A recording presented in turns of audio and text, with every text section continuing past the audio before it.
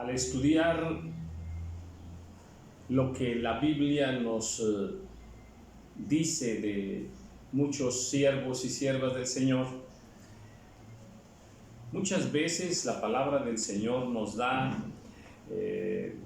detalles que sobresalen, que están a la vista, que son fáciles de apreciar en la vida de David, de Moisés, de Pablo, de Daniel, de todos. Pero cuando nos detenemos un poco en el detalle de cada palabra, cada frase que Dios permitió que se escribiera, entonces pues nos damos cuenta de cosas espirituales, tanto positivas como negativas, que están allí. Caso de todos, pero hablando específicamente de lo que hemos estado viendo de la vida de Jacob, tiene una etapa hermosísima, pero pues después, al paso del tiempo, vemos que como que Jacob, digamos, como que se apaga, como que ya Dios no aparece hablándole.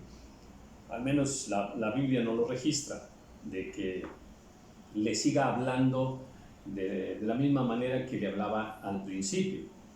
Y pues también tenemos el incidente de que pues amaba mucho a Benjamín y amaba mucho a José, y pues José de pronto pues es arrebatado de sus manos y él entra en una situación de aflicción tremenda. Él lo menciona, que va a descender, así con toda esa tristeza, va a descender hasta el Seol. Y pues eso nos habla de que de alguna manera, déjame decirlo así, algún descuido espiritual hubo en su vida. También nos refiere la palabra del Señor su gran amor también por Benjamín. Pero en ese tiempo empieza a tener relevancia José. Y la Biblia ahora nos está hablando de José, como Dios le habla, como Dios lo bendice, como Dios lo guarda, como Dios lo prospera, en fin. Y pasan años y entonces casi no se hablan grandes cosas de Jacob. Pero cuando ya sucede lo que sucede, el tiempo de hambre, y que sus hermanos vienen a Egipto, enviados precisamente por Jacob para comprar alimento, la Biblia nos enseña entre líneas cuál era la condición espiritual de Jacob, envuelto en tristeza y en amargura, déjame decirlo así. Viene un tiempo de hambre en Canaán, donde estaba Jacob precisamente, ¿verdad? Y bueno, pues todas esas situaciones a nosotros nos deben ser como una voz de alerta. O sea, es una advertencia de Dios para que tengamos mucho cuidado. Que las diferentes etapas de nuestra vida, si nosotros nos descuidamos espiritualmente, pueden cambiar. Hay siervos o siervas que vienen al Señor, conocen al Señor, entran en un fuego y en una pasión por Dios tremenda, y de pronto suceden cosas, las que sean. Déjame decir, algún conflicto en una iglesia, un conflicto con pastores o con hermanos, y más cosas familiares también, desde luego, cosas familiares. Algún divorcio, por ejemplo, algún hijo, problemas con algún hijo, de la manera que sea el problema. Pero la enseñanza es que debemos tener mucho cuidado. Jacob, anduvo en el fuego de Dios muchos años, pero después de la muerte, entre comillas, que él pensaba que estaba muerto, de José, entró como en tristeza, como en amargura, con dolor. Y ya ahí como que se opaca la vida espiritual de Jacob. Gloria a Dios que al final vuelve, ¿verdad? Regresa otra vez su esplendor. Eso es bello. Pero entendamos el mensaje. Tengamos mucho cuidado. Nuestra relación con Dios debe ser siempre. Desde que lo conozcamos hasta que Dios nos lleve a su presencia. Y no hay que descuidarnos. Pondré ejemplos.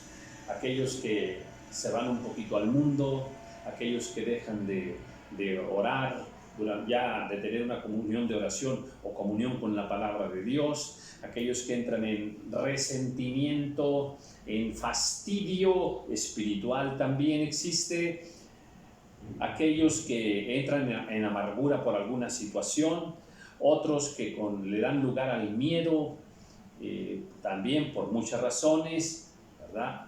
El temor toma presa presos a muchas personas.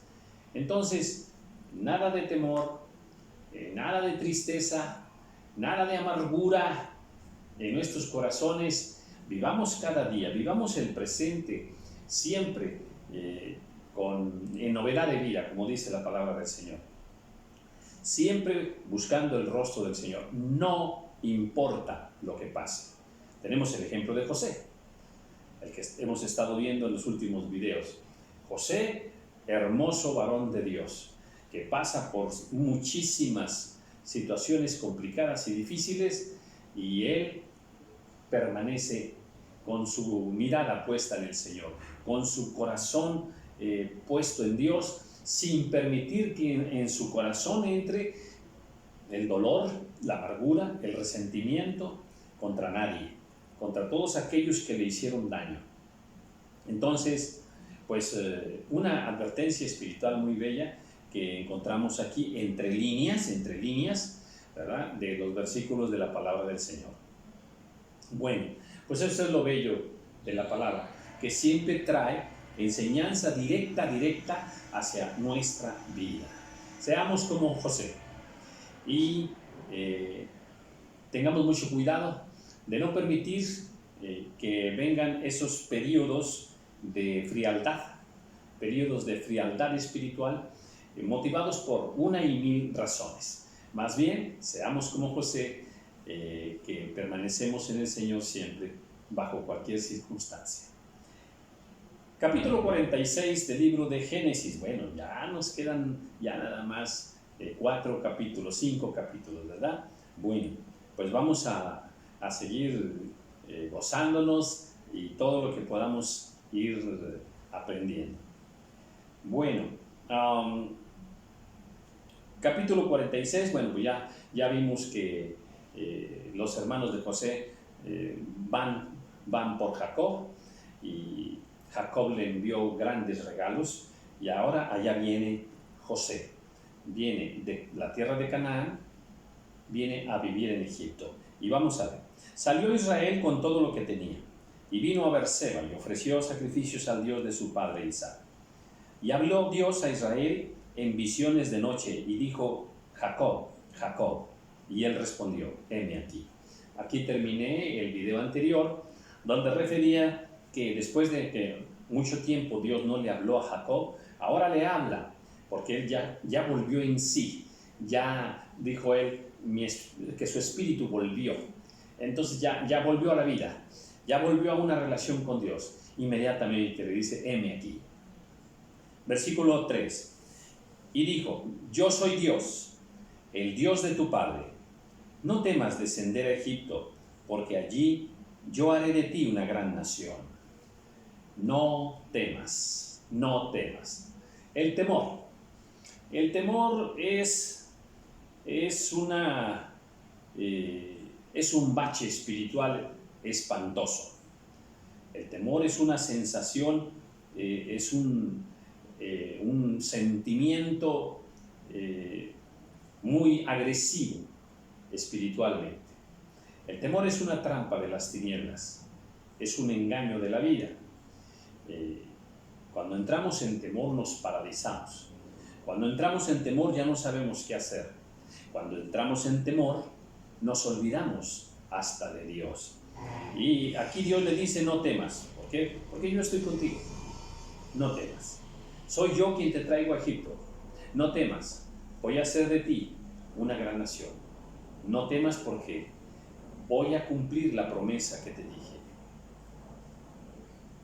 Yo descenderé contigo a Egipto, y yo también te haré volver, y la mano de José cerrará tus ojos. Tremenda palabra que le describe a Dios mismo a Jacob, su final. Le dice dónde y cómo será. Le dice: yo estoy contigo. Yo descenderé contigo a Egipto. Eso es hermoso. O sea, Egipto es el mundo, ¿ok? Yo estoy contigo, hija de Dios, yo estoy contigo en el mundo. Hijo de Dios, yo estoy contigo en el mundo. No temas. No temas estar allí, en medio del mundo, porque yo estoy contigo. Y dice: y se levantó Jacob de Berseba, y tomaron los hijos de Israel a su padre Jacob y a sus niños y a sus mujeres en los carros que Faraón había enviado para llevar. Y tomaron sus ganados y sus bienes que habían adquirido en la tierra de Canaán, y vinieron a Egipto, Jacob y toda su descendencia consigo, sus hijos y los hijos de sus hijos consigo, sus hijas y las hijas de sus hijos, y a toda su descendencia trajo consigo a Egipto. Un patriarcado hermoso, un señorío hermoso. En los tiempos de hoy se menosprecia mucho el patriarcado. Vamos, se tiene por algo hasta inmoral. El patriarcado de hoy, el diablo pues ha ensuciado el patriarcado santo y ha hecho creer al mundo que cuando un hombre ejerce un patriarcado limpio, santo, bajo la ordenanza del Señor, protegiendo a sus hijos y a los hijos de sus hijos, hoy se toma como algo, como una forma equivocada de vida. Y es todo lo contrario. Es todo lo contrario.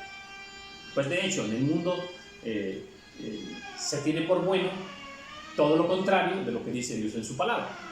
Todo lo que Dios estime como bueno, como santo, como recto, como su voluntad perfecta, en el mundo el diablo ha trabajado a través de todas las generaciones, de todos los tiempos, para ir cambiando la visión del mundo en cuanto a Dios. Por ejemplo, la palabra de Dios pues es justa, es buena. El diablo ha trabajado en el mundo para que la palabra de Dios se considere ya obsoleta, que no es correcta, que no es buena, que miente, que en fin.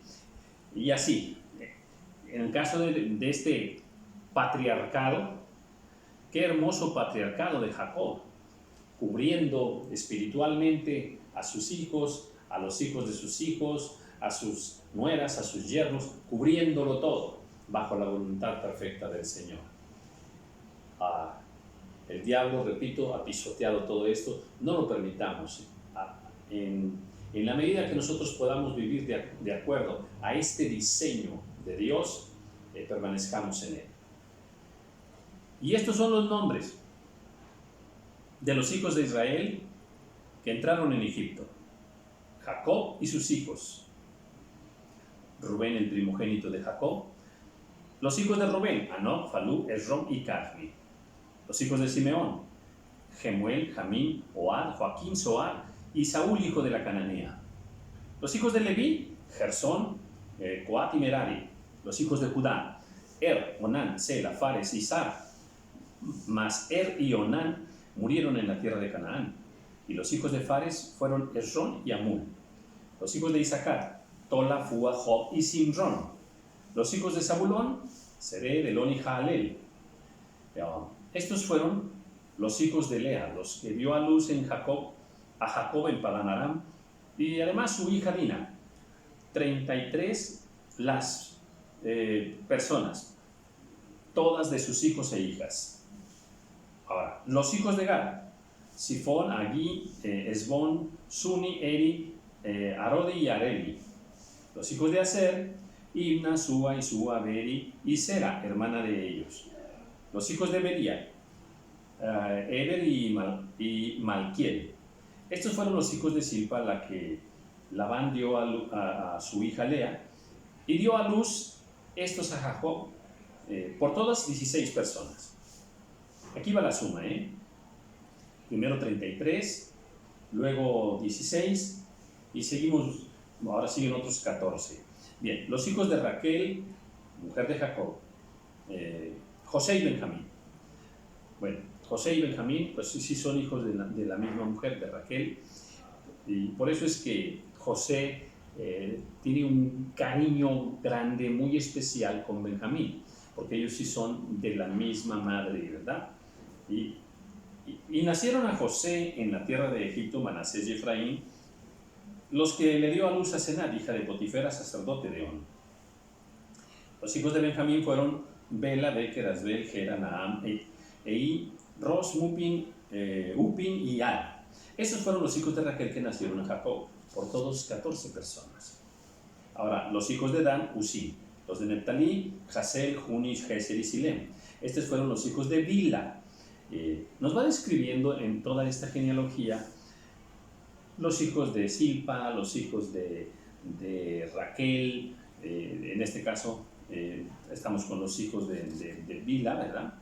Y así los describe todos, y luego dice acá, estos fueron los hijos de Bila, la que dio Labán a Raquel su hija, y dio a luz estos a Jacob, por todas 7 personas. Todas las personas que vinieron con Jacob a Egipto, procedentes de sus lomos, sin las mujeres de los hijos de Jacob, todas las personas fueron 76. Bueno, ¿qué se esconderá tras cada uno de estos números? Bueno, son de esos estudios muy complicados, muy difíciles de ir acomodando en el rompecabezas de Dios, pero definitivamente aún esta numerología de todas estas situaciones que parecieran casuales nada más, no lo son. Enseñanza hay, perfecta. Y los hijos de José, que le nacieron en Egipto, 2 personas, todas las personas de la casa de Jacob que entraron a Egipto fueron 70. Y envió Jacob a Judá delante de sí a José, para que le viniese a ver en José. Y llegaron a la tierra de José, gloria a Cristo, ya llegaron. Y José unció su carro y vino a recibir a Israel su padre en José. Y se manifestó a él y se echó sobre su cuello. Y lloró sobre su cuello largamente. Momento maravilloso. Por fin, Jacob encuentra a el hijo que creyó muerto muchos años. Ahora lo encuentra, está vivo. Grande, grande, grande es nuestro Dios, por la manera en que diseña todas las cosas de ese plan que Dios nos describe en su palabra, desde el versículo 1 de Génesis hasta el último versículo de Apocalipsis. Hay un plan hermoso, perfecto, donde tú y yo entramos, tu familia entra en ese plan. Es que es lindo que conozcamos este plan. Mira aquí qué bello, ¿verdad? Este encuentro. Jacob encuentra a su hijo. Es bello, Es como cuando Dios Padre nos encuentra a nosotros. Es maravilloso. Entonces Israel dijo a José: muera yo ahora, ya que he visto tu rostro y sé que aún vives. Eso lo describe todo, ya puedo morir. Ya puedo morir.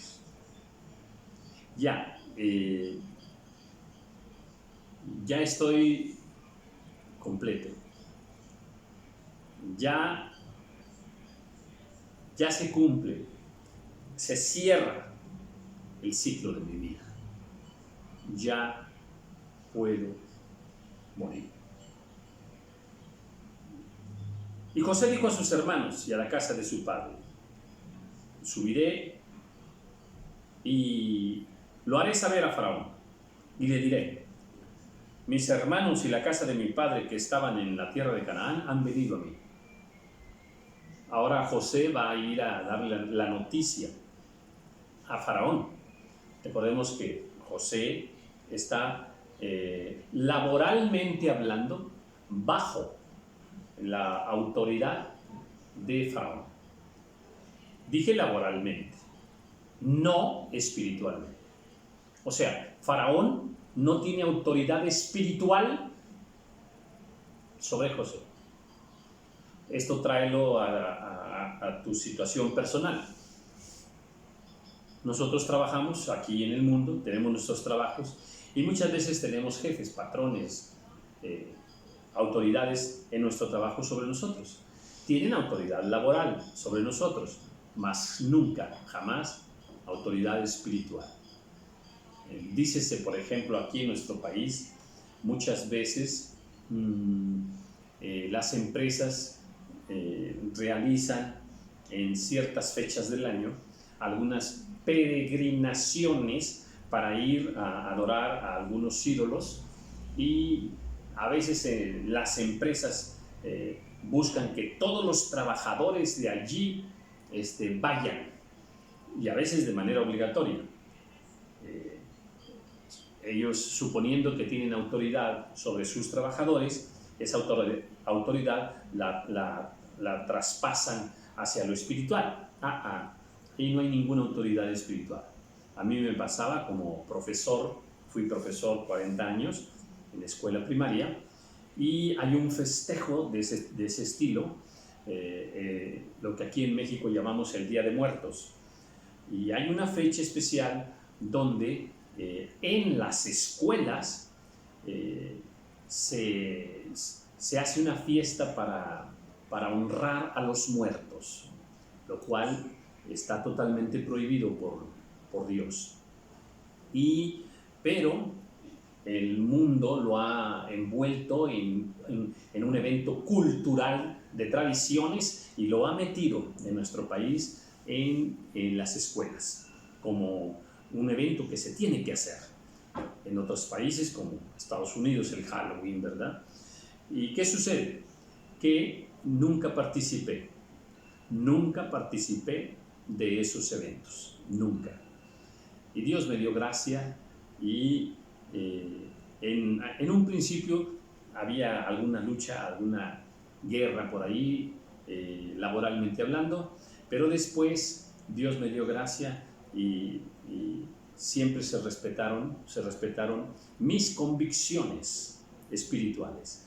Entonces aquí vemos ahora a Israel que va a participarle a Faraón, a decirle: mi padre ha vuelto, ha venido, ¿verdad? Versículo 32.